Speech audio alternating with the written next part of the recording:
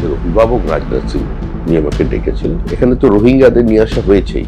আমি কোনটা করলে ঠিক হবে, কোনটা করা ভুল হবে, এটা বলার কেউ নয়। প্রত্যেকটা পশ্চিমবঙ্গবাসীর একটা বিষয় সচেতন হওয়া দরকার। এই লড়াই তো বিজেপি তৃণমূলের লড়াই না। কেউ এই অভিযোগ কেউ স্বীকার করে। একটা বুথে তৃণমূল কংগ্রেস লিড নিয়ে দেখা। প্রধানমন্ত্রী নরেন্দ্র মোদী সেদিন দুপুরে অসমে অনুপ্রবেশ এবং জনবিন্যাস বদলের বিরুদ্ধে হুঙ্কার দিলেন। আর ঠিক একই বিষয় নিয়ে সেদিন সন্ধ্যায় প্রতিরক্ষা মন্ত্রী রাজনাথ সিংহ ডেকে পাঠালেন শ্রমিক ভট্টাচার্যকে। আর এই সমস্ত কিছু নিয়েই আমরা কথা বলবো শ্রমিক ভট্টাচার্যের সঙ্গে। এই যে রাজনাথ সিংহ হঠাৎ করেই আপনাকে ডেকে পাঠালেন, তাৎপর্যপূর্ণ বলেই মনে করছেন অনেকে, আপনি কি বলবেন? দেখুন, কোনো রাজনৈতিক মহলে যদি এটা তাৎপর্যপূর্ণ বলে মনে হয়, সেটা নিয়ে আমার কোনো বক্তব্য নেই। প্রধানমন্ত্রী আসামে যেটা বক্তব্য রেখেছেন সেটা অত্যন্ত তাৎপর্যপূর্ণ বিষয় এবং ইটস অ্যালার্মিং প্রত্যেক অসমবাসীর কাছে। কারণ সেখানে ডেমোগ্রাফিক চেঞ্জটা যেভাবে হয়েছে সেটা প্রত্যেক মানুষের জানা। আর পশ্চিমবঙ্গেও সাম্প্রতিককালে বাংলাদেশের ঘটনা ঘটে যাবার পর ডেমোগ্রাফিক চেঞ্জ তো হয়েছেই, এখানে তো রোহিঙ্গাদের নিয়ে আসা হয়েছেই, এবং যেটা হচ্ছে সেটা হচ্ছে র্যাডিক্যালাইজেশন। তো এই ধরনের পরিস্থিতি যখন তৈরি হয় তখন শুধু দেশের প্রতিরক্ষা মন্ত্রী নয়, একজন ভারতীয় জনতা পার্টির এই মুহূর্তে সর্বোচ্চ নেতৃবৃন্দের মধ্যে একজন, তার কাছে তো একটা উদ্বেগের। এবং তিনি জানেন যে সীমাবর্তী জেলা সম্পর্কে আমার কিছু ধারণা আছে এবং এখন পার্টি আমাকে একটা নির্দিষ্ট দায়িত্ব দিয়েছে। তাই প্রতিরক্ষা মন্ত্রী রাজনাথ সিং নন, বিজেপির নেতা বা আমাদের দলের আমাদের অভিভাবক রাজনাথ সিং উনি আমাকে ডেকেছিলেন। আমাদের মধ্যে কথাবার্তা হয়েছে। দুজন রাজনৈতিক ব্যক্তিত্বের মধ্যে যখন কথা হয় অবশ্যই তো সেটা আইপিএল এর ম্যাচ নিয়ে হবে না, বা দুজন বসে লুডো খেলবে না।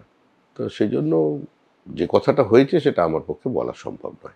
আপনি সীমান্তবর্তী অঞ্চলের বিধায়ক ছিলেন কিছুদিন, সেক্ষেত্রে কিছু সমাধান সূত্রও কি জানিয়েছেন? আমার কাছে নির্দিষ্ট কিছু তথ্য বা কিছু ইনফরমেশন সেগুলো আমি শেয়ার করেছি, কিন্তু কিভাবে সেটা সরকারের পক্ষ থেকে প্রতিরোধ করা হবে বা সেটাকে কমব্যাট করার কি উপায়, সেটা তো সরকারের বিষয়। আমি কোনটা করলে ঠিক হবে, কোনটা করা ভুল হবে, এটা বলার কেউ নয়। হ্যাঁ, তবে নিঃসন্দেহে আমার তো কিছু সাজেশন থাকবেই। আমি যেভাবে দেখেছি, আর এটা প্রত্যেকটা পশ্চিমবঙ্গবাসীর একটা বিষয় সচেতন হওয়া দরকার। প্রায় 2200 কিলোমিটারের বেশি বাংলাদেশের সঙ্গে আমাদের একটা পোরাস বর্ডার আছে, এবং এই বর্ডার সংলগ্ন অঞ্চলের যে ডেমোগ্রাফি, এটা গত 25 বছর ধরে ধীরে ধীরে চেঞ্জ হচ্ছে। এবং আমরাই একমাত্র রাজনৈতিক দল যে আমরা এই সাইলেন্ট ডেমোগ্রাফিক ইনভেশনের বিরুদ্ধে বলেছি। গত 8 বছরে আগের অনুপ্রবেশের সঙ্গে একটা মৌলিক পরিবর্তন হয়েছে, কিন্তু পশ্চিমবঙ্গে দেখা যাচ্ছে 8 বছর ধরে এখানে একটা জিহাদি কনসেপ্টকে আমরা ডেকে নিয়ে এসেছি। তো আজকে সংখ্যালঘুদের মধ্যে যারা মুক্তমনস্ক আছেন, যারা শিক্ষিত আছেন, সচেতন আছেন, তাদেরও তো নিজের সমাজের প্রতি একটা দায়িত্ব বা দায়বদ্ধতা থাকবে। এই লড়াই তো বিজেপি তৃণমূলের লড়াই নয়, এই লড়াই মানুষের সঙ্গে ধর্মান্ধ ফ্যাসিজমের লড়াই। এই লড়াই জিততে গেলে হিন্দু মুসলমানকে ঐক্যবদ্ধভাবে লড়তে হবে। কিছু বিষয় নিয়ে রাজনীতি হয় না বা হতো না। বিমানবন্দর থেকে নেবেই রাজনাথ সিংহ আপনাকে তড়িঘড়ি ডেকে পাঠিয়েছেন। সব থেকে প্রথমে আপনার সঙ্গেই দেখা করেছেন বিজয় দুর্গে। নিশ্চয়ই খুব গুরুত্বপূর্ণ বিষয় নিয়ে আলোচনা হয়েছে, তবে এই সমস্ত কিছু আলোচনার ফল আমরা কবে থেকে দেখতে পাবো? আমি কে? আমি তো আর প্রতিরক্ষা মন্ত্রকের উপদেষ্টা নই। রাজনাথজি আমাদের নেতা, আমাদের প্রবীণ নেতা। তিনি পশ্চিমবঙ্গের মাটিটা চেনেন, মাটির গন্ধটা একটু বোঝেন, এবং একজন প্রতিরক্ষা মন্ত্রী, অতীতে তিনি স্বরাষ্ট্রমন্ত্রী ছিলেন, দলের বিভিন্ন দায়িত্বে ছিলেন, সর্বভারতীয় সভাপতি ছিলেন, যুব মোর্চার সভাপতি ছিলেন, বহুবার তার আশা। তিনি তো চেনেন তিনি কি করবেন, প্রধানমন্ত্রী কি করবেন, স্বরাষ্ট্রমন্ত্রী কি করবেন, এটা প্রত্যেকের জানা। পশ্চিমবঙ্গের জন্য ভারত সরকার এই মুহূর্তে যতটা চিন্তিত, এর সীমান্তবর্তী জেলার ডেমোগ্রাফি নিয়ে যতটা চিন্তিত, বা র্যাডিক্যালাইজেশন নিয়ে যতটা তারা চিন্তা করছেন, সেই চিন্তাভাবনা কি পশ্চিমবঙ্গবাসীর আছে? আমি সামগ্রিকভাবে কথা বলছি। বারবার অনুপ্রবেশকেই আপনারা সব থেকে বড় সমস্যা হিসেবে তুলে ধরছেন, এদিকে সারা ভারতের বাংলাভাষী মানুষকে হেনস্থা করছেন, এই অভিযোগও কিন্তু আপনাদের বিরুদ্ধে উঠছে। এর থেকে উত্তরণের পথ কিভাবে সম্ভব? কেউ এই অভিযোগ কেউ স্বীকার করে না। আপনার কাছে বুম আছে, ক্যামেরা আছে, নিয়ে চলে যান। ভারতবর্ষের কোন প্রান্তে যাবেন? যেখানে বিজেপি শাসিত সরকার নেই, তামিলনাড়ু, সেখানে তিরুপুরে চলে যান, টেক্সটাইল হাবে। ওখানে গিয়ে দেখুন উত্তর 24 পরগনার কত সংখ্যালঘু ভাই বোন ওখানে কাজ করে চলেছেন। সুরাতে যান, আহমেদাবাদে যান, গুড়গাঁওয়ে যান, বেঙ্গালুরু শহরে যান। আজকে তারা বিরক্ত এ ধরনের আলোচনায়। তারা আমাদের দৈনন্দিন কন্ট্যাক্ট করছে যে এই রাজনীতি বন্ধ করবার চেষ্টা করুন।